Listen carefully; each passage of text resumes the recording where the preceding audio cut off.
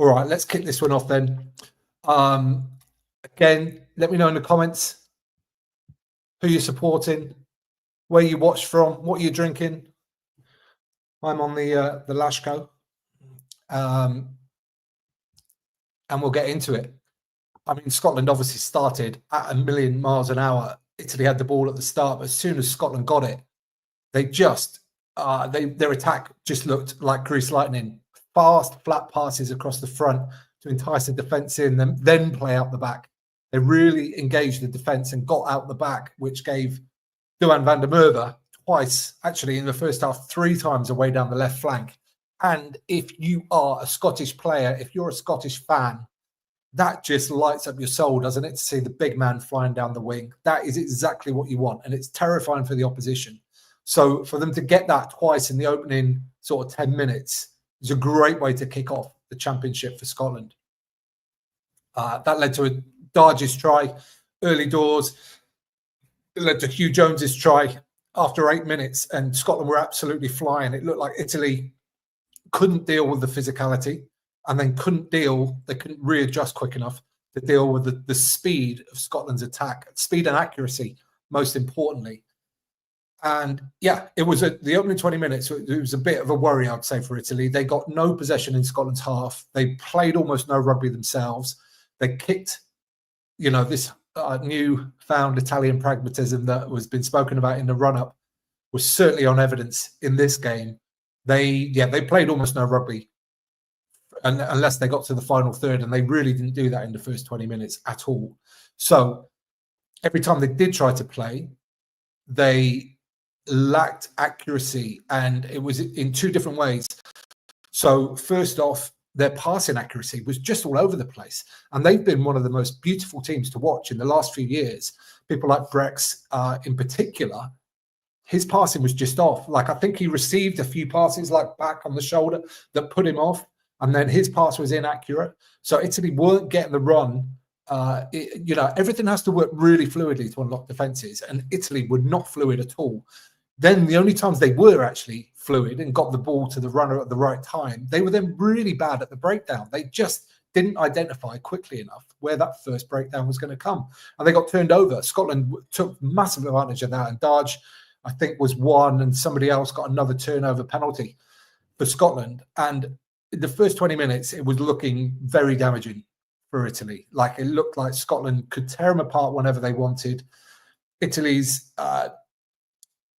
territory game wasn't really working for them, and every time they did try and attack, that didn't work for them either. So it was really all Scotland the first 20 minutes, and 14-0 wasn't an unfair reflection. But Italy chipped away, and again, we spoke about this with Wales yesterday. You expect it with every international team, of course.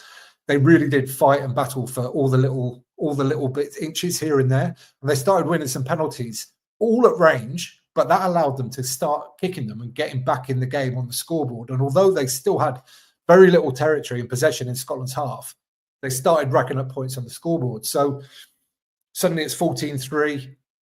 Then Brex makes a great spot tackle on Graham, which led to a penalty, and it's 14-6 again, another long-range penalty. Tommy Allen kick in. Great goal kicker. That's potentially a massive reason why he was in the side as well, with Garbisi on 75% apparently throughout the last championship. So yeah, 14-6. Duhan got away again down the left-hand side. Again, just like such excitement on it whenever he gets the ball. It's kind of wild, really. And Scotland really not should have scored, but Russell looked like he was almost all the way through a hole. A good tackle from Lorenzo Canoni, I think, whacked the ball out. It looked like a knock-on, but it was really good defensive play, to be honest. But then Scotland did score shortly afterwards with hooker Dave Cherry, Sonny Bill Cherry with the chicken wing offload for White to score in the corner.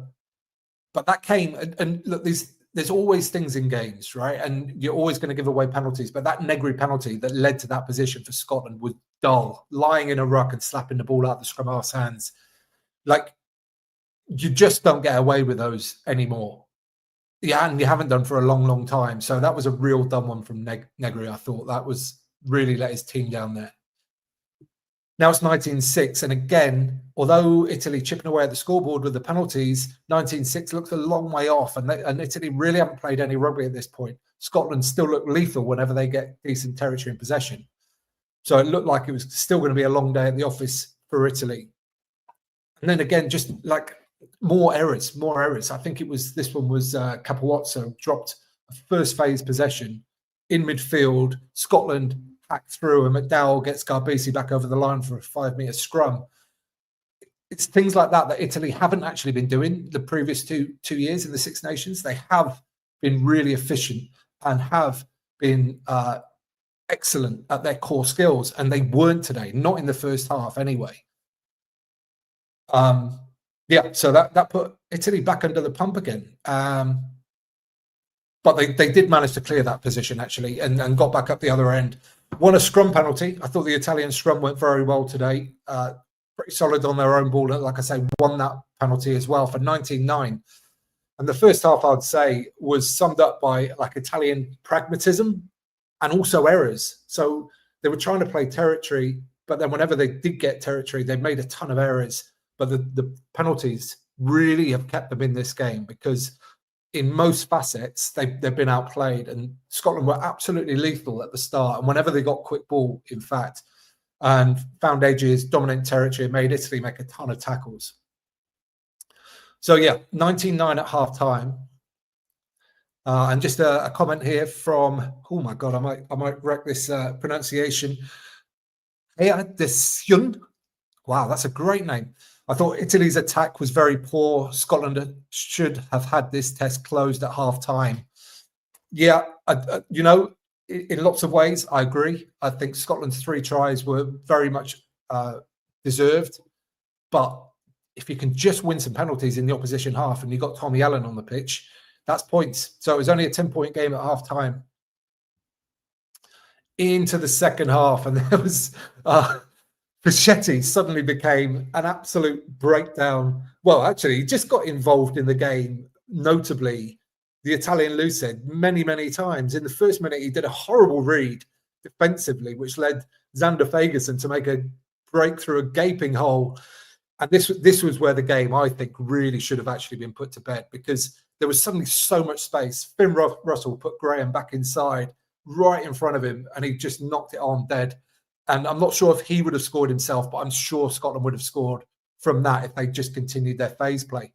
So that was a horrible moment for Shetty, but also for Scotland and Darcy Graham right at the start of the second half. But like literally 2 minutes after that, Fischetti made a brilliant read defensively, got up, knocked Scotland back, which led to a slow loopy pass from Ben White.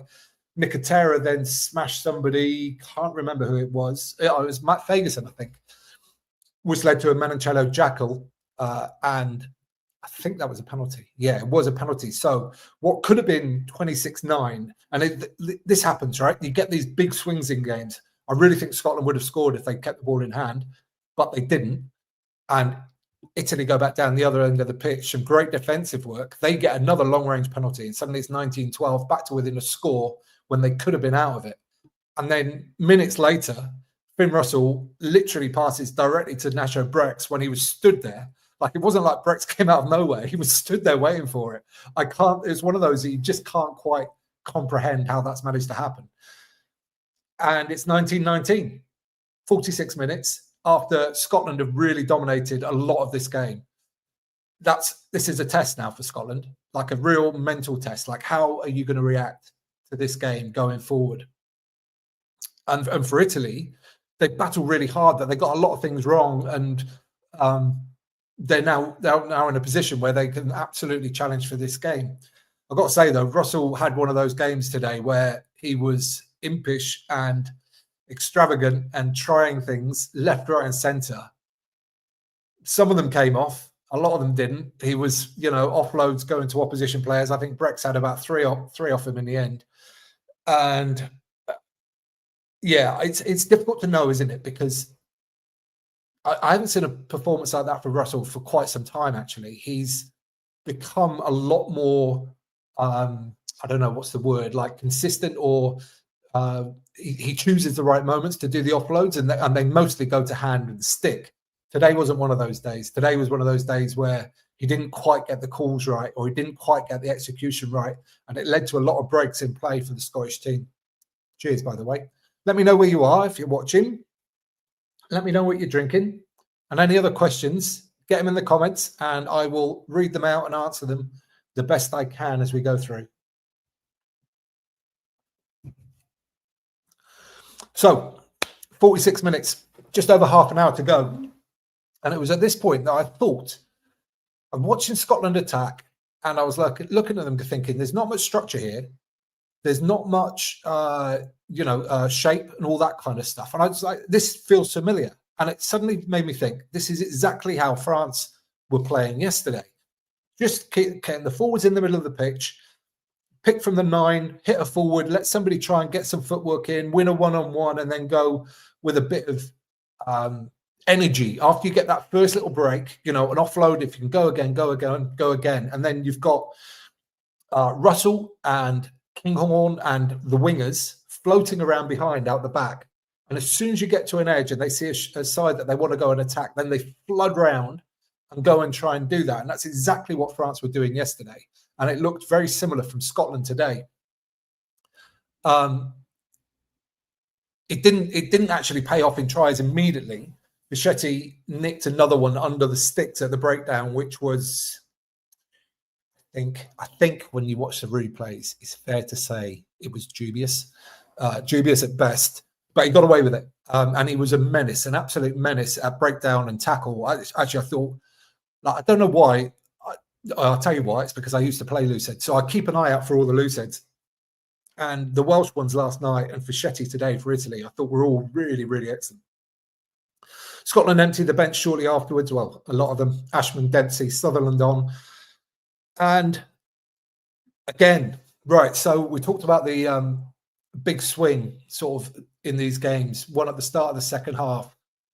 Italy had just forced an error from Scotland around about the halfway line, and TMO comes in because Lorenzo Canoni has just run over Russell like seconds after he passed the ball. And it's just that dull kind of indiscipline that can really ruin a team. It's 19 all. You've just pressured a mistake out of the opposition. It's around about the halfway. And then you've got that. And again, you just don't get away with them nowadays. Like, it's so dumb. Really frustrating for the Italian team. Jordan came on for McDowell. I thought McDowell did okay, but he didn't really stand out too much. He didn't really have any big moments apart from the tackle on Garbisi to get him back over the line. He had a very solid game, but he didn't stand out too much, I wouldn't say. Jordan came on and looked really, I mean, this is what people have told me in the comments, really, really sort of physical and combative, but also highly skilled as well. And I thought he showed really well towards the end.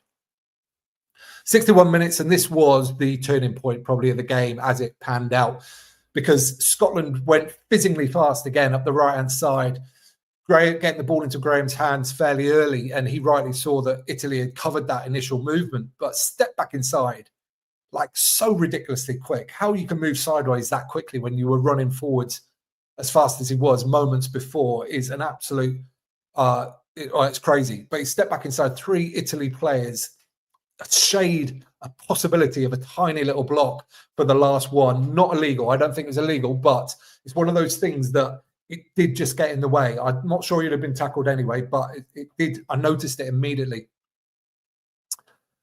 which created the try for Hugh Jones and 26-19. A really beautiful try. Great play from Darcy Graham. He's just rapid, so rapid.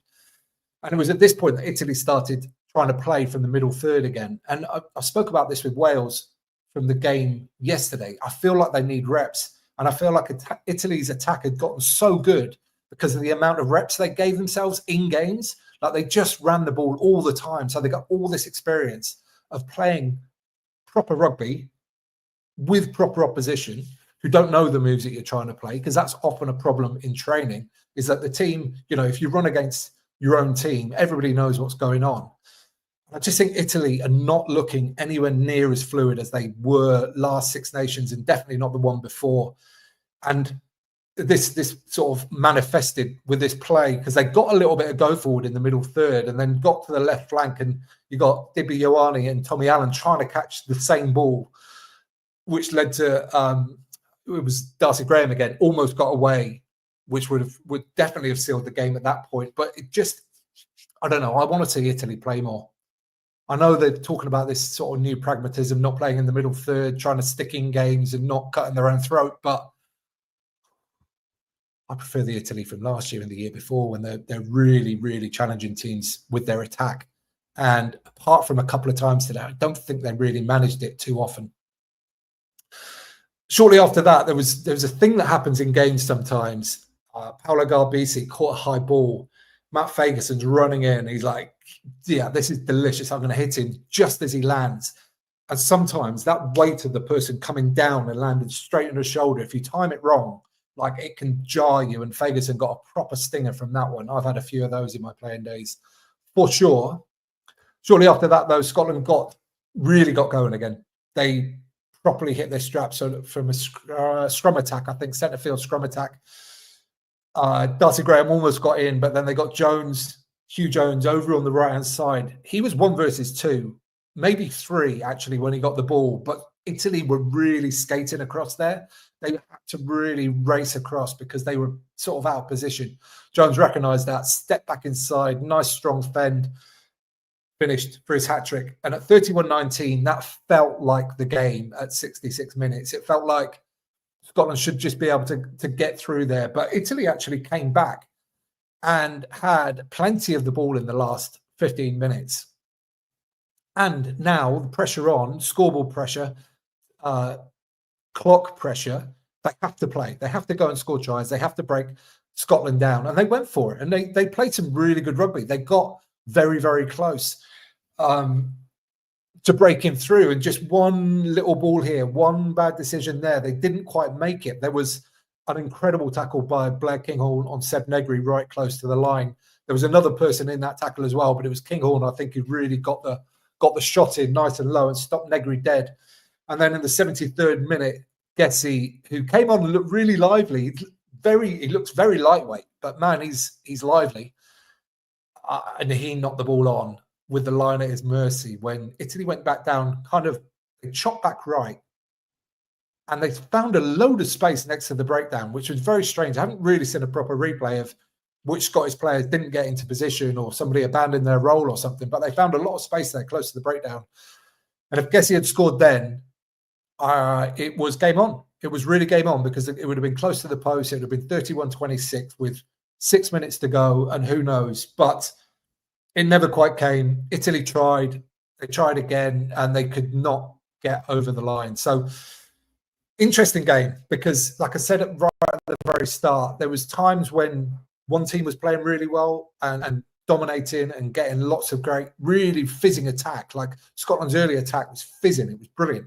And Italy had moments towards the end of the game when they were as well. But there was a lot of play in the middle third in the middle of this game. It was really interesting, really interesting. A lot of different flows, a lot of different things going on. Like I said, a few errors throughout, which sort of just stopped the momentum a little bit of the game, a little bit of the flow through the middle of the game. But overall, a very good game, I think. We've got another comment here. Let's go for this one. Mr. Lawless. Lucky intercept. Well, I think you make your own luck with that. I mean, I would say Russell really should never have let go of that ball. Whether that makes it lucky for Brex, I think Brex was in exactly the place where he should have been. Italy never looked, I'm assuming it's Italy never looked like scoring. Not entirely true, but I don't think. No, they had some chances towards the end. Definitely Italy had some chances towards the end, which they didn't take. And Scotland's defence, I agree, was definitely better than the autumn. When they had their tackles to make, they really sort of made them. So good work on that. Okay. What are we thinking, people? Next one up, Ireland versus England. Oh, my heart says England, but Ireland have got to be favourites, I think, is the way it's got to be. We'll see afterwards, though. There's going to be proper match reports for this game and the England-Ireland game tomorrow with some special guests. So those will be in your feed tomorrow. We're going to do another live after Ireland-England, excuse me, directly after that game. So come and join there as well. As always, let me know what you're drinking. I'm on the Lashko. And we will have some fun with that. So enjoy the rest of your Six Nations Saturday, and I will see you a little bit later on. Cheers. Don't forget, get out and play.